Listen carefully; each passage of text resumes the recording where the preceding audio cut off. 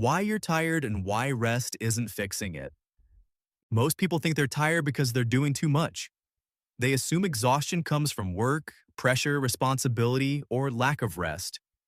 So they look for recovery solutions, sleep more, take time off, simplify schedules, slow life down. But for many people, rest doesn't actually solve the problem.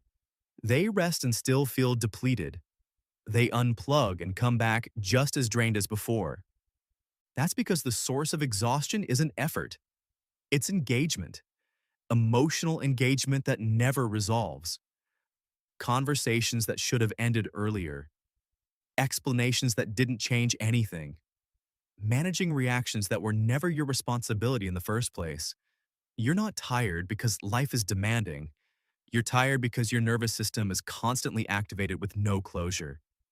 What makes this difficult to recognize is that engagement feels responsible. It feels mature.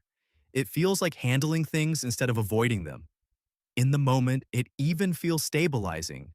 But over time, that constant engagement quietly drains your capacity.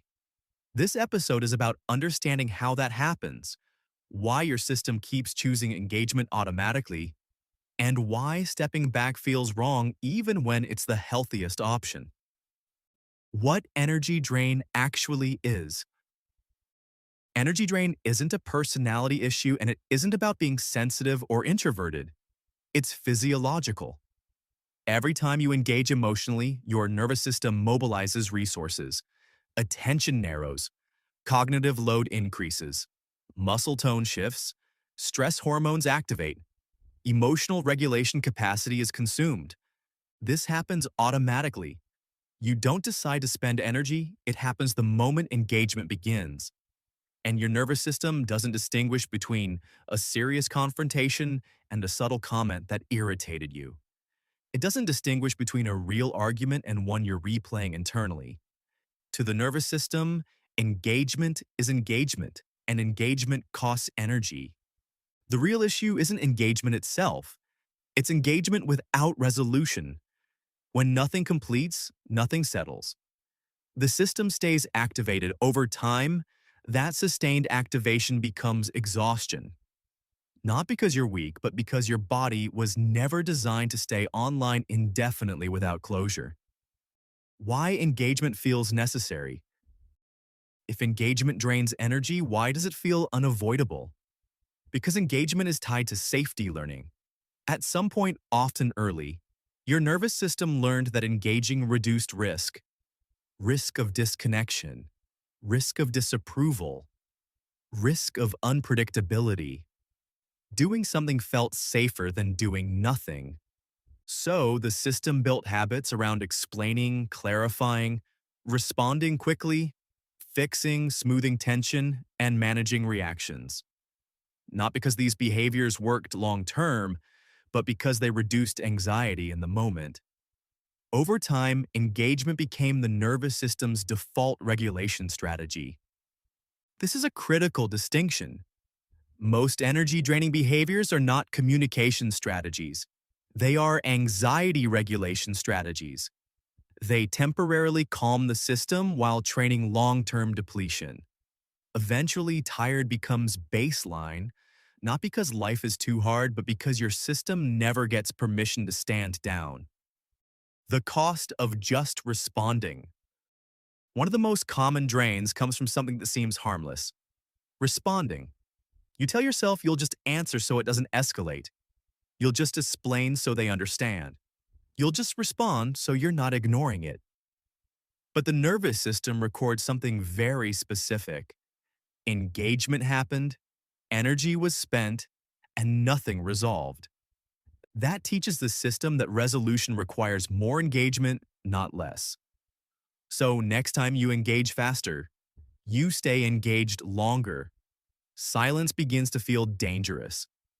Disengagement starts to feel irresponsible. This is how people become exhausted without realizing why. Not because they're overwhelmed by life, but because they've trained their system to over-engage. Defending yourself when no verdict exists. Defending feels logical. Someone misunderstands you, accuses you, or reads intent where none exists, and your system moves to correct the record. But defense always assumes there is a judge. When you defend, you implicitly agree that your behavior is on trial, that their interpretation matters, and that a verdict is pending. That immediately shifts your nervous system into a performance state. You start scanning. Did they understand? Did I explain enough? Should I add more? Did that land wrong? That scanning is sustained activation, and often there is no verdict coming. Some people aren't seeking clarity. They're seeking regulation through engagement. They need the interaction itself, not the resolution. No amount of defense resolves that.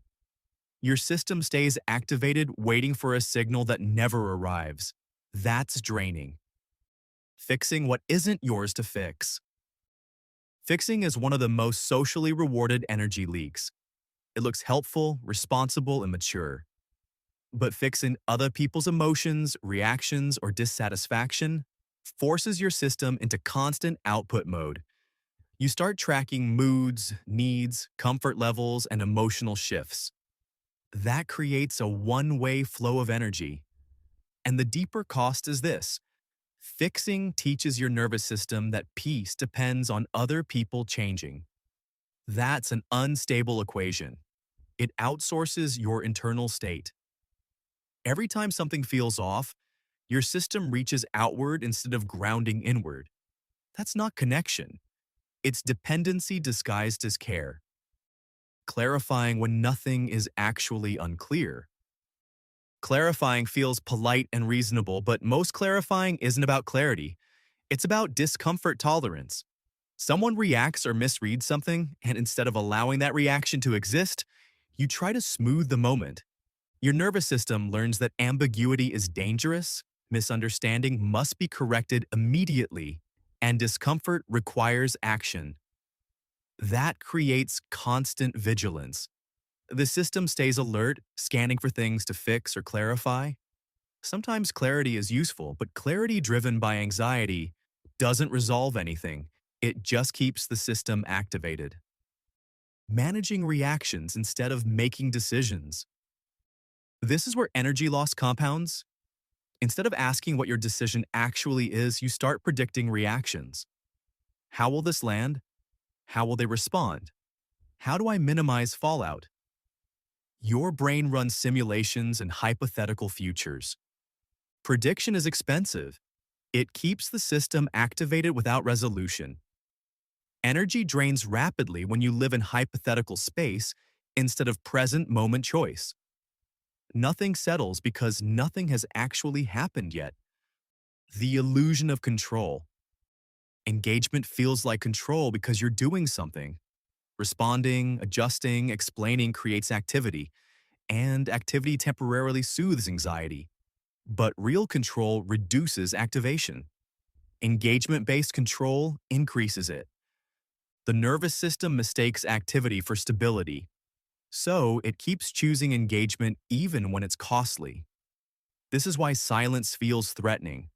Silence removes feedback, reassurance, and influence. To a system trained on engagement, silence feels irresponsible. The urge to re-engage isn't intuition, it's conditioning. Why one more message never fixes it. One of the most draining beliefs is that one more message will finally resolve things. One more explanation. One more clarification. But closure doesn't come from volume, it comes from containment. Containment means recognizing diminishing returns and choosing to stop feeding the loop. Disengagement interrupts a learned regulation strategy. Anxiety rises first. Guilt follows. Urges spike. That isn't danger. It's withdrawal. The system is recalibrating. Emotional labor you never agreed to. Much of exhaustion comes from emotional labor you never consciously opted into. You didn't agree to process someone else's frustration, absorb their disappointment, regulate their anxiety, or fix their dissatisfaction. But once you engage, your system feels responsible because engagement implies obligation. That's why disengagement feels like breaking a rule even when no rule exists. The rule was learned, not chosen. What happens when you stop engaging? When people disengage, they often feel worse before they feel better. Anxiety increases, guilt appears, urges spike. If you don't act on those urges, something shifts. Breathing deepens, muscle tension releases, mental noise quiets, energy returns. Not because the situation resolved, but because you stopped feeding it. Resolution doesn't always require external agreement. Sometimes internal stabilization is enough. The recalibration phase. After disengagement, boredom or emptiness often appears. That's unused capacity returning. Your system was busy managing everything. When that stops, there's space. Let it exist. Energy returns before motivation. Calm arrives before clarity. Strength appears before confidence. Eventually, engagement becomes intentional instead of reflexive. You choose when to respond and when to step back.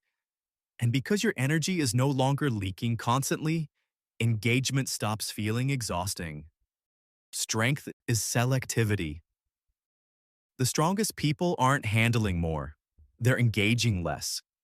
They don't waste energy on proving, defending, fixing, or managing reactions. They conserve energy for decisions, direction, and action.